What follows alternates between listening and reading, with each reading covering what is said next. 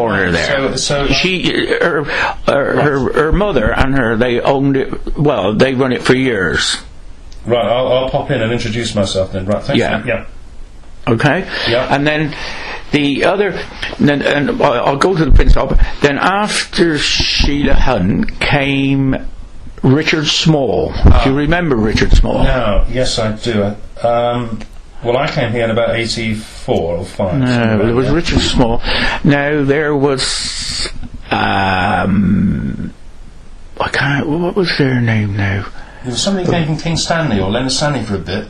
Was there? Not for very long. Ah, that's right. Yeah, that was Sue and Graham. Was her name Graham? Sue? Yes, Sue and Graham. They came here, but they stopped only 12 months. Yeah. And then, what was his name now? They stopped about 3 or 4 years. Because he lived next door, didn't he? There was one bloke who lived next door in what used to be Mrs. Cook's shop. Was that Richard? Yeah. No.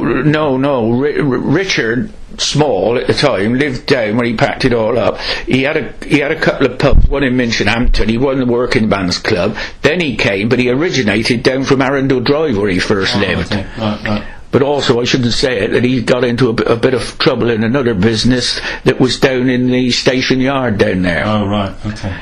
But I was just trying to think. Right. Sue, I was just trying to think of the... Don't worry. What was the difference between the... Well, do you want to tell me about the Prince... The Princess Royal, yeah. Princess Royal, yeah. Well, I Bloodworth then. The Albert, did people share the same pubs, or did different people get different pubs? Well, no, because... What you want to talk about? Because, really, the Princess Royal and the Woolpack, which is at the bottom of Finn, Peggy run the Woolpack. People used to come... I mean, off the estate, but they walk in, a conflab, of knowing what was going on in the pub. Then they go along to the Princess Royal, which the last man who had the pub there was a man named John Bloodworth. Right. He was the landlord there. Okay. And then Peggy was the one. But people used to walk along, or just have one pint in the Albert, and then go along to the Princess Royal, and then go down. But as you know, they've both since closed a long time ago. Yeah. So it's like having an evening constitutional walk, really. Well, yes, they do. And then a lot of people still, to a few years ago, my brother-in-law now, still walks round to the King's Head at King's Court, which is another pleasant walk through there.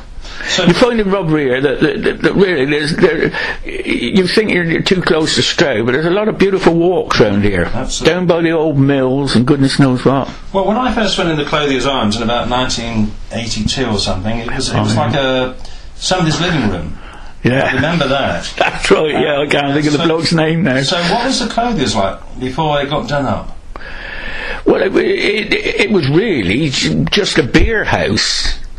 No food, no nothing. I can't think of the last man who had it now. But also, before it, as you possibly know, you used to go in to the front door, which is now blocked off, and then you turn left, and there was 2 steps to go up into a very small room there, and on the right-hand side there. You've got great memory, yeah? Well, I've done a lot of work all around here in the removal jobs, see. I mean, everybody used to say, Mick Jennings was a bloke to get in a movie out of a pub or do this and that. But I've always gone to pub. I mean, even at the Woolpack, when there was some great characters up there that was, I mean, Ernie Cook and... a lot of great characters. He made a steam engine, Ernie Cook, and it was something to do. But that's going to the other side again. Okay. I probably think I'm dribbling on, but I'm trying to give you some information. Fascinating, absolutely fascinating. Your recollections are so clear and crystal clear. You told me about how important the school was to Rodborough. Now, when I was down on, I'm now going to go to the sort of what work people did who lived in the parish.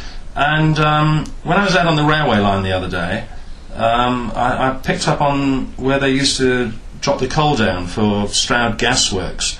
Now, where ordinary people around here, where did most of them work, say, 40 odd years ago? Well, another thing, 40 odd years ago, on the corner of Spillman's pitch, what they call Spillman's Road there, on the big house there now, was a co-op shop. Yeah. And a chap named, his son lived over here, next door to you, in the bungalow he built at Tim Pool. Oh, right. Tim Pool, yeah. Oh, well, I'm blessed. Yes. Yeah. Well, a lot of the people really, they were either in Bill Gardner, who lived alongside. There was, as you possibly know, there was 2 or 3 big engineering firms around here, and also when the mills down the road, Longford Mills and all that, and the mills down the road here, a lot of people were employed there. Yeah. So in the cloth mills, and they made all the uniforms for the Guards regiments there.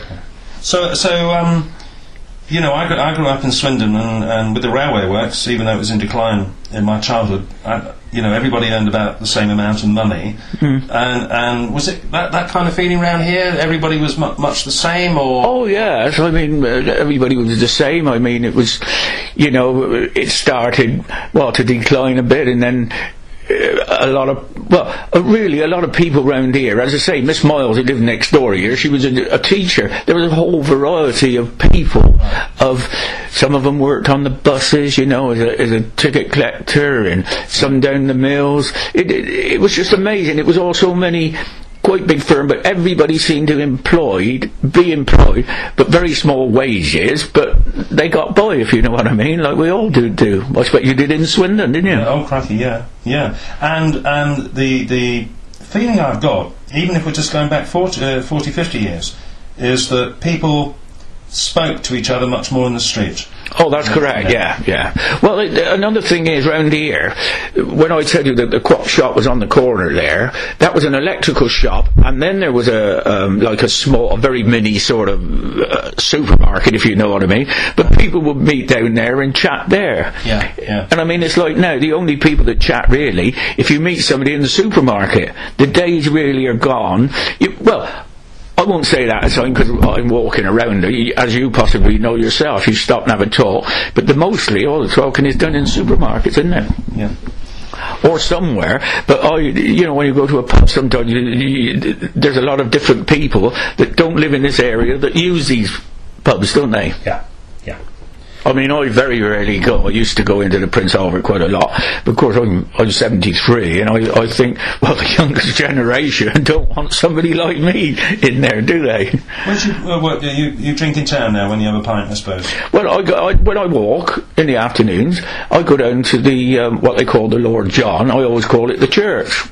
I have a couple of pints in there and come home. You call it the church? Why do you call it the church? Well, because everybody says, oh, that Lord John's a horrible place. Yeah. But there's some clients in there, if you know what I mean. Oh, right. Well, they're characters. If you want them all on the drip feed, social money, they can still go in a pub, they still smoke, and go up to the